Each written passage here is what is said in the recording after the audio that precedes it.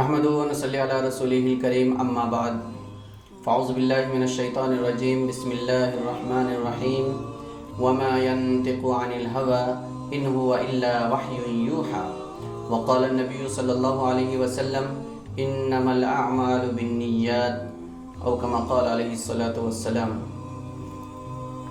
معزز ناظرین و سامعین کرام، السلام علیکم ورحمۃ اللہ وبرکاتہ۔ ہم درس حدیث کی سلسلہ وار بیان سے گزر رہے ہیں، اور اس سے پہلے کی کڑی میں ہم نے آپ سے بتایا تھا، اگلے ایپیسوڈ میں ہم انشاءاللہ انما الاعمال بالنیات جو بخاری شریف کی پہلی حدیث ہے، اور امام بخاری رحمۃ اللہ علیہ نے خطبے کی جگہ اس حدیث کو ذکر کر کے یہ بتایا ہے کہ یہ حدیث کتنی اہم ہے اور اس کا مقام تمام حدیثوں کے سامنے کتنی زیادہ ہے۔ بہرحال انما الاعمال بالنیات والی حدیث کا مفہوم ہم بعد میں بیان کریں گے، لیکن اس حدیث کے بارے میں فقہاء کرام نے اور محدثین نے کیا لکھا ہے وہ مختصر ہم اس کے اوپر نظر ڈالیں گے تاکہ اس حدیث کی اہمیت ہم لوگوں کو معلوم ہو جائے۔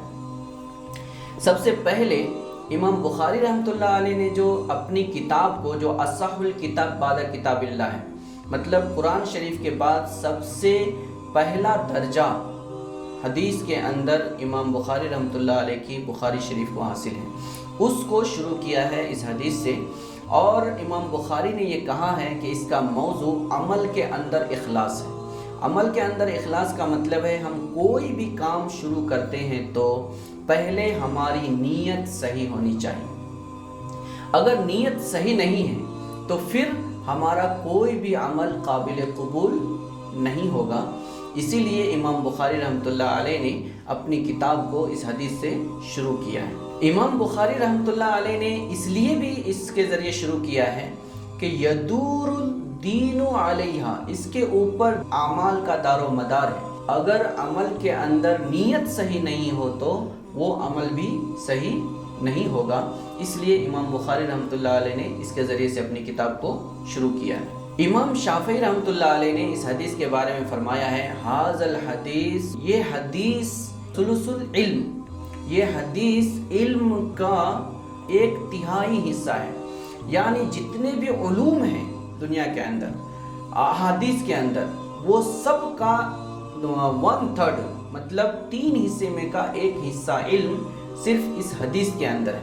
وَيَدْخُلُ فِي 70 بَابًا مِّنَ الْفِقْهِ، اور 70 سے زیادہ دروازے فقہ کے اس علم سے کھلتے ہیں۔ مطلب یہ علم اگر ہے تو، مطلب انما الاعمال بالنیات کا علم ہے تو یہاں سے فقہ کے 70 سے زیادہ دروازے کھلتے ہیں اور مسائل حل ہوتے ہیں۔ اس لیے ہم کو یہ سمجھنا ہے کہ یہ جو انما الاعمال بالنیات والی حدیث ہے یہ بہت اہم ہے۔ امام احمد بن حنبل رحمۃ اللہ علیہ نے اس حدیث کے بارے میں فرمایا ہے 3 حدیثوں کے اوپر اسلام کا دار و مدار ہے، ایسا امام احمد بن حنبل رحمۃ اللہ علیہ نے فرمایا۔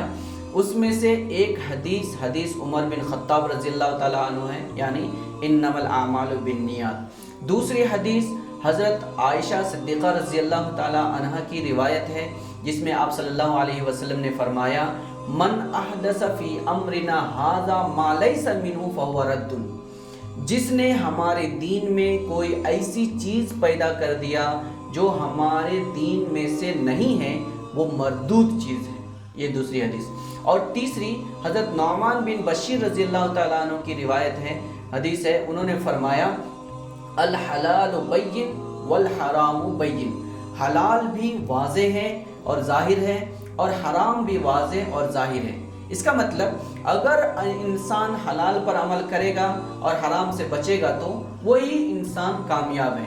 تو یہ تینوں حدیث، حضرت عمر بن خطاب رضی اللہ تعالیٰ عنہ کی انما الاعمال بالنیات والی حدیث، حضرت عائشہ صدیقہ رضی اللہ تعالیٰ عنہ کی من احدث فی امرنا ھذا ما لیس منہ فہو رد والی حدیث، اور حضرت نعمان بن بشیر رضی اللہ تعالیٰ عنہ کی جو روایت ہے، آپ صلی اللہ علیہ وسلم نے فرمایا الحلال بین والحرام بین۔ یہ تینوں روایتوں کے اوپر، ان تینوں حدیثوں کے اوپر اسلام کی بنیاد کھڑی ہے، اسلام کی بنیاد ہے یہ تینوں روایتیں۔ ان تینوں روایتوں میں جو بنیادیں ہیں ان میں پہلی حدیث انما الاعمال بالنیات ہے۔ تو اس سے ہم کو پتہ چل گیا ہوگا کہ انما الاعمال بالنیات جو حدیث ہے اور جس کے ذریعے سے امام بخاری رحمۃ اللہ علیہ نے اپنی کتاب بخاری شریف کو شروع کیا ہے، وہ حدیث کتنی اہمیت کی حامل ہے، اور اس حدیث کا درجہ فقہا کی نظر میں، ائمہ کی نظر میں اور اسلام کی نظر میں کتنا بڑا ہے۔ انشاءاللہ ہم اگلے ایپیسوڈ میں اور اگلے سلسلے میں ہم یہ بتائیں گے کہ اس حدیث کا انما الاعمال بالنیات والی جو حدیث ہے، اس حدیث کا مفہوم کیا ہے اور اس کا اثر عمل کے اندر کس طرح ہوتا ہے، مطلب کس طرح وہ عمل ظاہر ہوتا ہے۔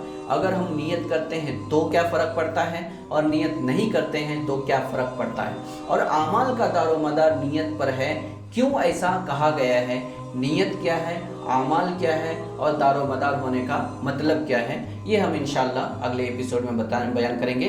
اللہ تعالیٰ سے دعا کریں اللہ تعالیٰ ہم سب کو رسول اللہ صلی اللہ علیہ وسلم کے فرمائے ہوئے طریقے کے اوپر زندگی گزارنے کی توفیق عطا فرمائے۔ وآخر دعوانا الحمدللہ رب العالمین، والسلام علیکم ورحمۃ اللہ وبرکاتہ۔